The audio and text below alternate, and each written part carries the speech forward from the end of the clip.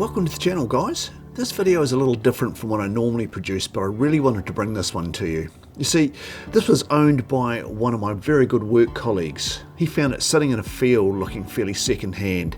He purchased it, spent probably 5 years of his life stripping and restoring it. And he sourced parts from all over Europe and around the globe for this car and poured his heart and soul into it. What is it?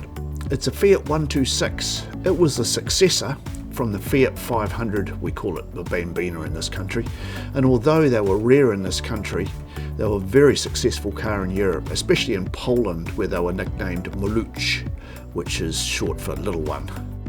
Although I didn't get to drive the car, this car isn't about driving prowess, but more about quirkiness, and it's now really collectible.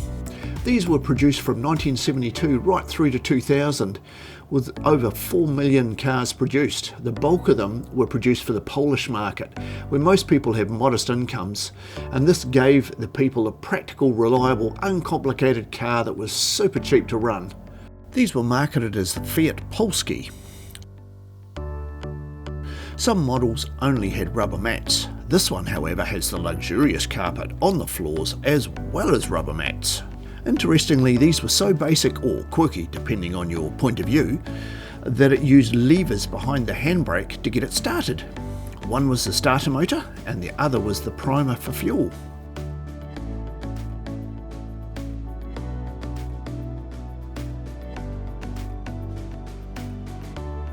The video gives you a better idea of how meticulous his work was. I think, and you'll probably agree, even under the car appears as if it's come straight out of the factory. So clean and tidy.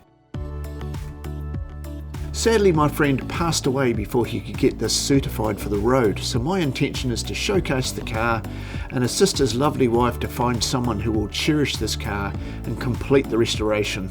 She would love to see this car on the road and being enjoyed.